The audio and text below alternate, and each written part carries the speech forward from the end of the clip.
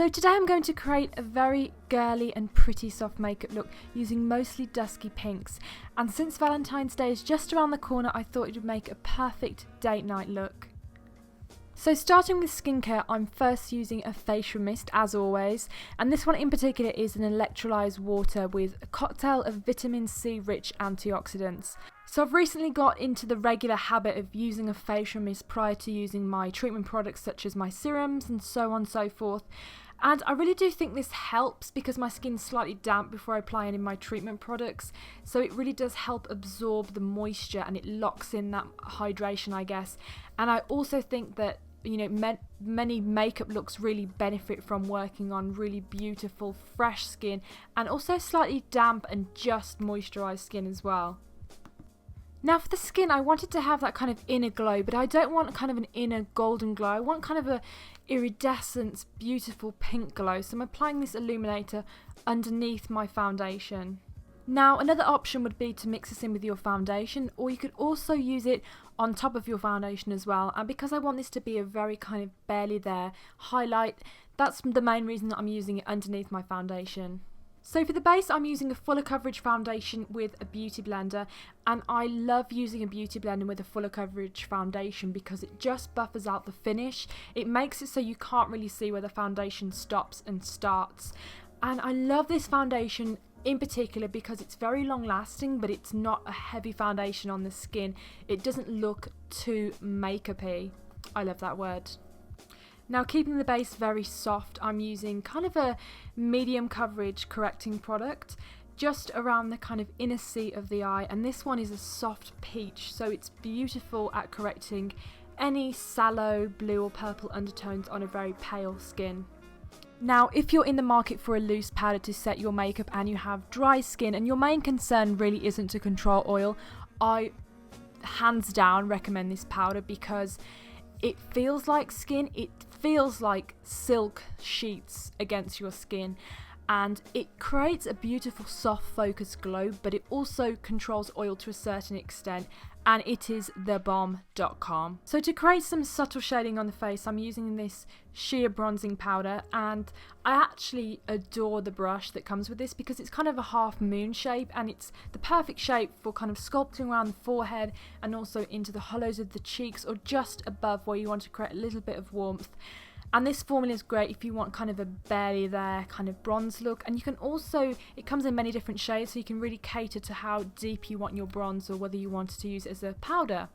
So using this dusky pink rose shade, I'm going to be applying this with my fingertips on the cheekbone and slightly up to give more of a lifted look. And what I love about this formula is that you can actually use it over powder. It doesn't disrupt any of the makeup that's already on your skin. So to add another dimension of highlight, I'm going to be using a pigment by MAC, using a fan brush just on the high points of my face. Now for the brows today, I wanted to create my signature I don't look after my brows look as much as I can. I don't want them to look too groomed, so I'm going to go in and add some individual hairs using the Dip Brow Pomade. And I just follow the direction of the hair growth, just to slightly fill in the shape, but also to add little individual hairs in the areas of my tail of my brow that don't really have that much fullness already. And then I like to blend out that with my brow brush. And then just focusing on the other brow, I'm doing the same thing. And the main reason that I absolutely love this formula is because it does not move. You could go to the gym, you could go scuba diving, it just would not move. So to give the brow more fullness and texture, I'm using this new discovery, which I will talk about very soon. And this product has little bits of fibres in it, so it creates more fullness in terms of hair.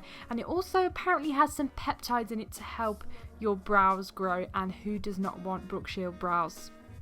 So even though the main focus of this look isn't shadow today, I'm still going to be prepping my lids with a primer just to even out any discoloration. So to begin with the eyes, I'm going to be using a shadow from the Boudoir palette from Too Faced. I absolutely love this palette. And I'm going to be applying this shade all over the lid. This is to mainly create some iridescence to the lid, a little bit of interest, and also to act as a contrast with the other shadow. Then I'm taking the same shadow and just applying a little bit in the tear ducts to open up the eye and create an inner corner highlight. So I'm using an eyeshadow in that kind of pinky mauve family, and I'm applying that in the crease of the eye, and I'm using a fairly fluffy brush to blend this out because I want it to be very diffused and I want it to be a very soft blend. And I'm also focusing on applying it very high above the crease because I really want that shadow to peek out when we open our eye. Now, because I wanted this look to obviously be more wearable, you could also go for more of a candy pink, you could use a pale pink, or you could even go for more of a warm kind of purple depending on your skin tone.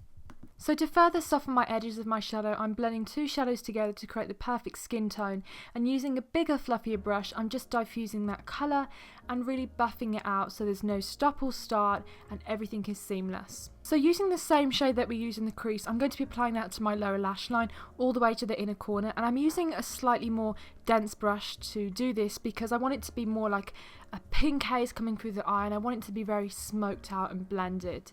So to create definition to the upper lash line, I'm just applying some black waterproof liner in the tight line. Now to give my eyes that kind of wide-eyed, doe-eyed, Bambi look, I guess you could call it, I'm going to use some light nude coloured pencil in the bottom waterline. To further intensify the eyeshadow, I'm just going to go back in with the Country Girl just on the sockets. Then of course I'm going to curl my lashes using my trusty Kevyn Aucoin lash curlers because my lashes are extremely straight.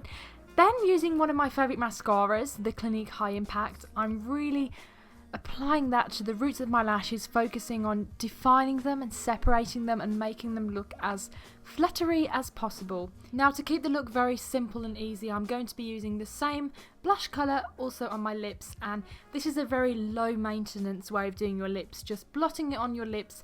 It's not about that defined lip line, it's very simple and easy. So now on to lashes, and lots of them. We are going to be using individuals today, but of course you can use strip lashes if you like. I really do like the Velour Whisper Me Away, and I also like the Ardell Demi Whispers, and they're going to create that very beautiful feathery eye look that we want. And then I'm going to go in with some mascara to further intensify the lashes and really black them out, and also to kind of bond them together with the other lashes. So now we have reached the end of the video. I hope you enjoyed this look, and make sure to subscribe to me if you haven't already, and let me know if you have any requests as well as to what kind of look you would like to see next. And I want to thank you so much for watching, and I will see you very soon. Bye!